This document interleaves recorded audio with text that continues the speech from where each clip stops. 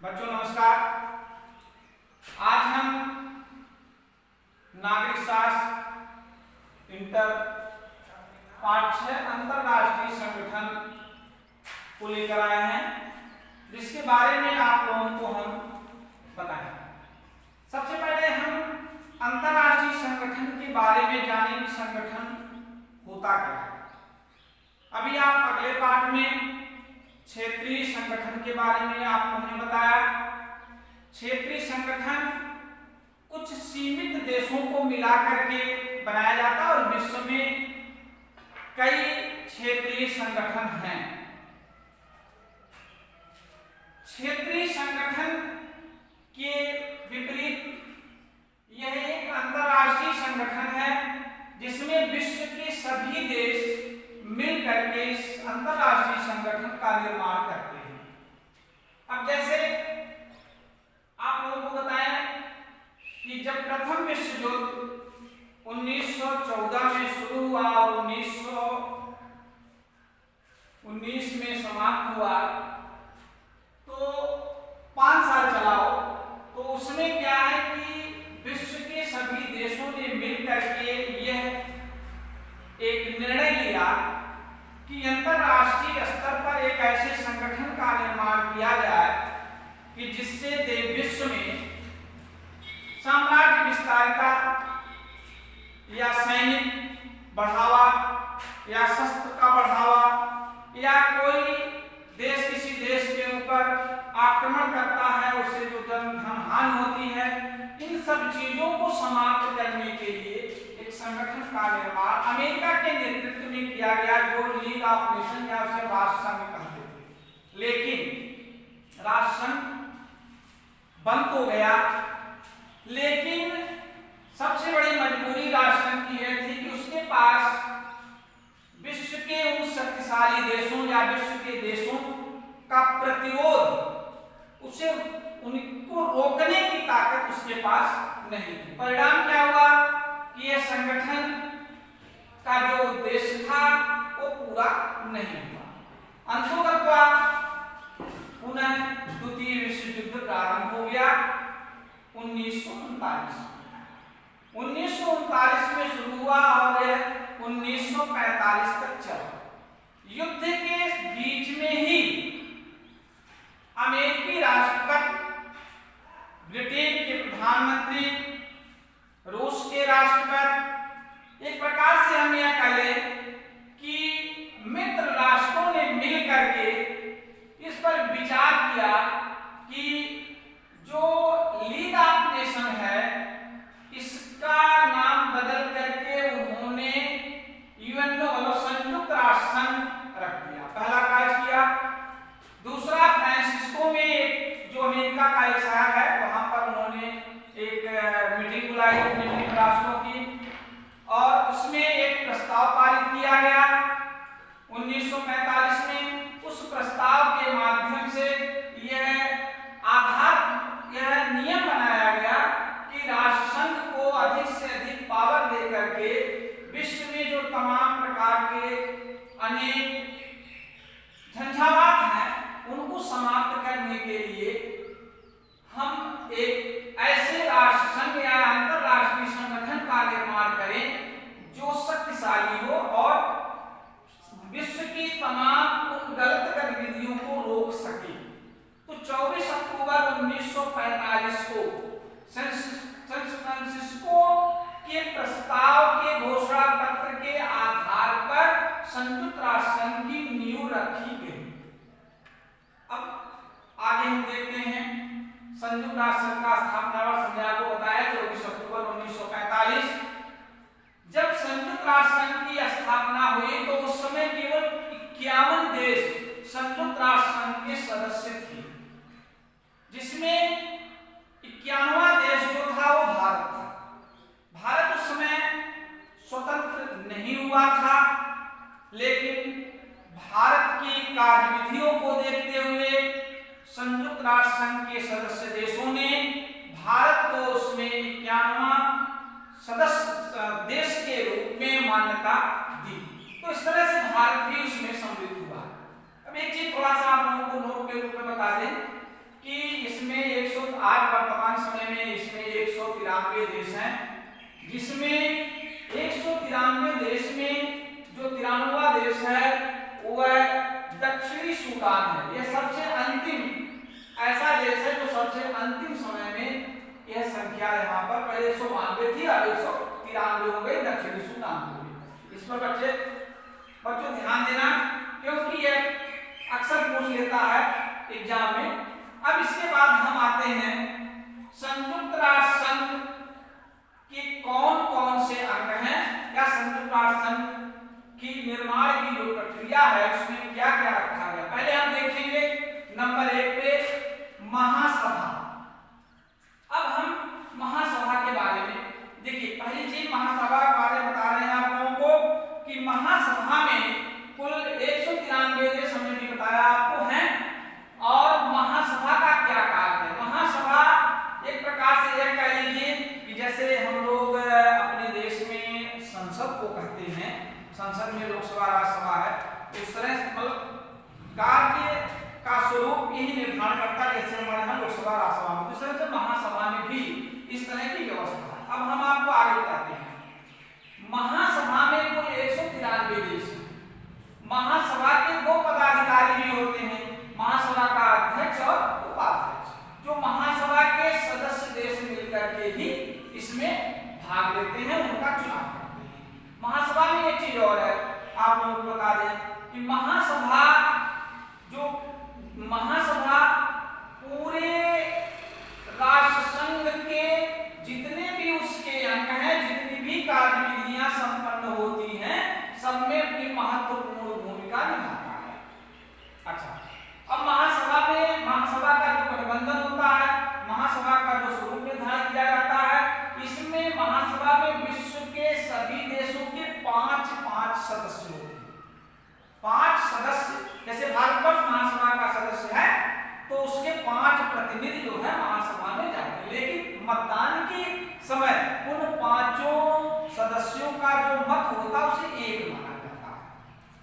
और दूसरी चीज, महासभा में प्रत्येक वर्ष सितंबर महीने में एक बार बैठक होती है।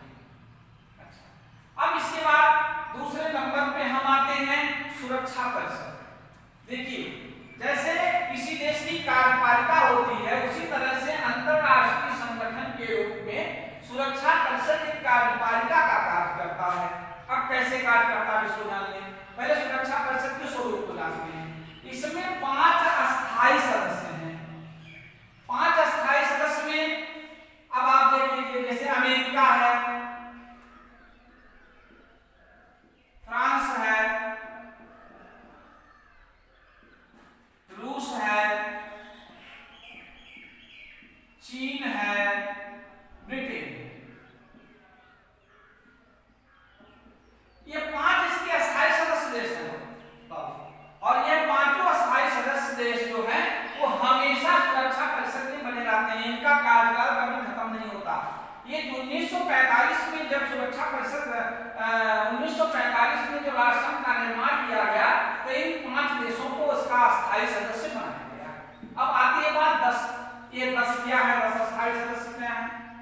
अब 10 अस्थायी सदस्यों के बारे में हम ये बताना चाहेंगे कि महासभा इन 10 अस्थायी सदस्यों का चुनाव करती है 2 वर्ष के लिए।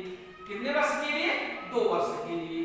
2 वर्ष बाद पुनः इनके स्थान पर अन्य देशों को वरीयता दी जाती है, फिर उनका चुनाव होता है। तो यह 2 वर्ष बाद यह परिवर्तित होते रहते हैं, लेकिन ये 5 अस्थायी रहते हैं। एक चीज और, दूसरी चीज हमने एक चीज और बता दी इसमें कि ये जो 5 सदस्य देश हैं, इन्हें एक अधिकार प्राप्त है जिसे हम कहते हैं वीटो पावर। वीटो पावर, जिसे हिंदी में कहा जाता है निषेधाधिकार। अब वीटो पावर का क्या तात्पर्य, इसके बारे में हम आप चर्चा करेंगे थोड़ी सी। वीटो पावर का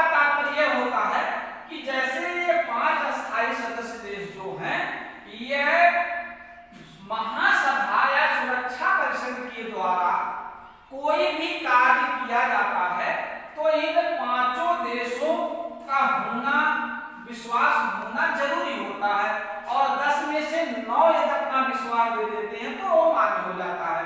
लेकिन अब इनको वीटो पावर प्राप्त है, निषेधाधिकार प्राप्त है। यदि किसी चीज पर मान लीजिए कोई भी विधेयक भारत के बारे में पास किया जाता है संयुक्त राष्ट्र संघ में। अब मान लीजिए अमेरिका ने क्या किया,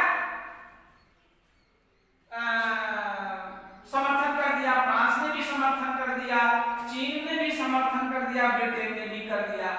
लेकिन यदि रूस ने अपना समर्थन नहीं दिया तो वह विधेयक, वह व्यवस्था वही समाप्त हो जाती है, वह निरस्त हो जाती है, किसी काम की नहीं रह जाती। इसलिए इन पांचों की सहमति बहुत ही जरूरी होती है।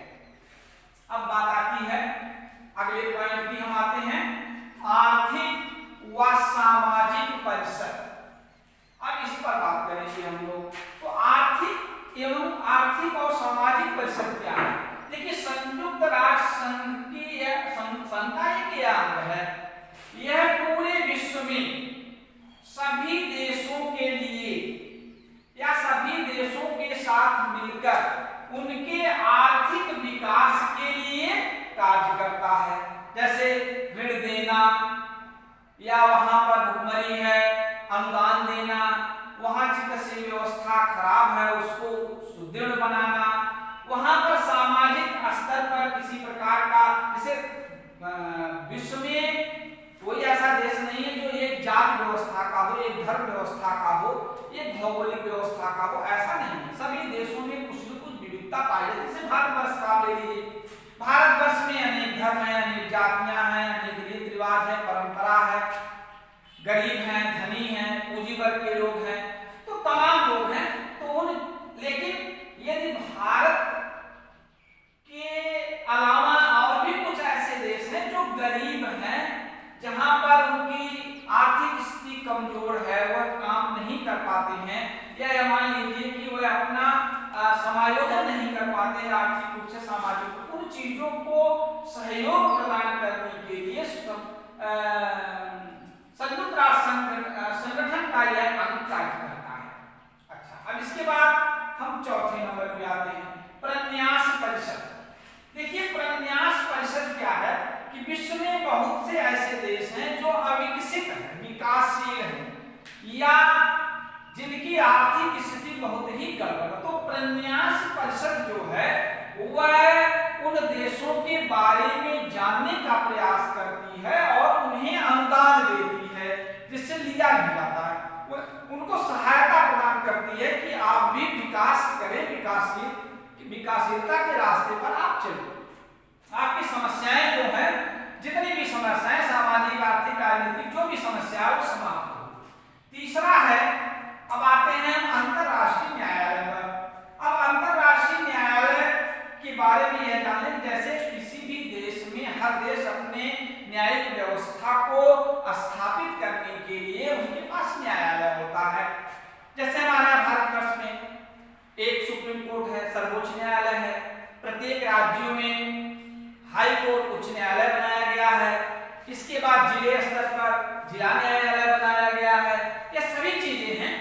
तो उसी प्रकार से अंतरराष्ट्रीय स्तर पर विश्व की समस्याओं को सुलझाने के लिए, विश्व के उन गरीब या अविकसित राष्ट्रों को न्याय दिलाने के लिए हम संयुक्त राष्ट्र अंतरराष्ट्रीय न्यायालय का न्यायालय बनाया, जो नीदरलैंड की राजधानी हेग में स्थित। अब अंतरराष्ट्रीय न्यायालय की हम बात करें, अंतरराष्ट्रीय न्यायालय में कुल 15 न्यायाधीश होते हैं। कितने न्यायाधीश होते हैं? 15 न्यायाधीश होते हैं। अब ये 15 न्यायाधीश जो अंतरराष्ट्रीय न्यायालय में होते हैं, इनके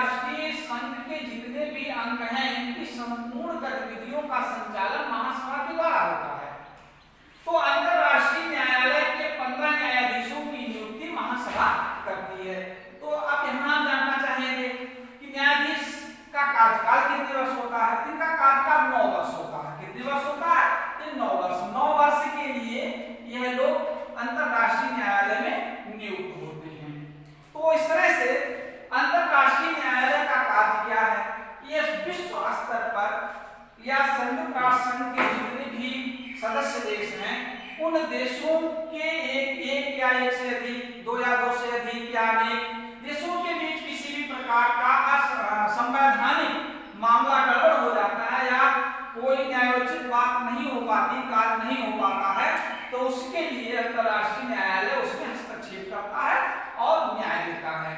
अब हम आते हैं छठे पॉइंट पर, जो सचिवालय है। सचिवालय का तात्पर्य क्या होता है?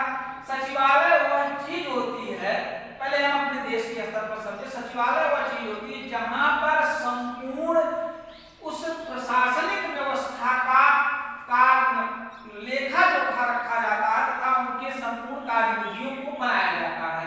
तो उसी तरह से अंतर्राष्ट्रीय स्तर पर अंतर्राष्ट्रीय संगठन को विश्व स्तर के सभी देशों के साथ क्या कौन सा कार्य हुआ, कौन सा कार्य करना है, कौन सा कार्य क्रियान्वित करना है, उन चीजों का लेखा जोखा सचिवालय में होता है।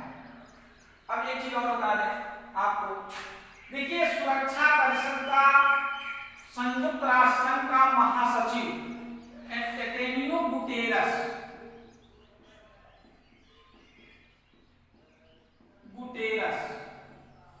है इस समय वर्तमान समय। अब इसके बाद आते हैं कि भाई अंतरराष्ट्रीय राष्ट्र संघ के उद्देश्य क्या है। अब उद्देश्य के बारे में थोड़ा जान लेते हैं। सब अभी जो मैं बताया है उसी चीज को, अंतरराष्ट्रीय शांति एवं सुरक्षा की व्यवस्था करना, ये अंतरराष्ट्रीय संगठन का कार्य है।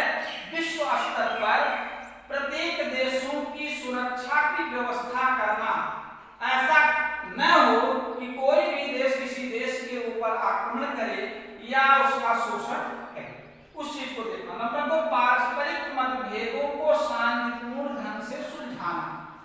जैसे भारत पाकिस्तान के बीच, भारत चीन के बीच, भारत बांग्लादेश के बीच या अमेरिका चीन के बीच किसी भी प्रकार की कोई असंवैधानिक गतिविधि उत्पन्न हो जाती है या दोनों के बीच कोई मतभेद उत्पन्न हो जाता है, युद्ध की स्थिति उत्पन्न हो जाती है, तो उस समय संयुक्त राष्ट्र संघ का एक कार्य होता है कि उनके मतभेदों को शांतिपूर्ण ढंग से सुलझा करके उनमें दोस्ताना संबंध बनाने का प्रयास है।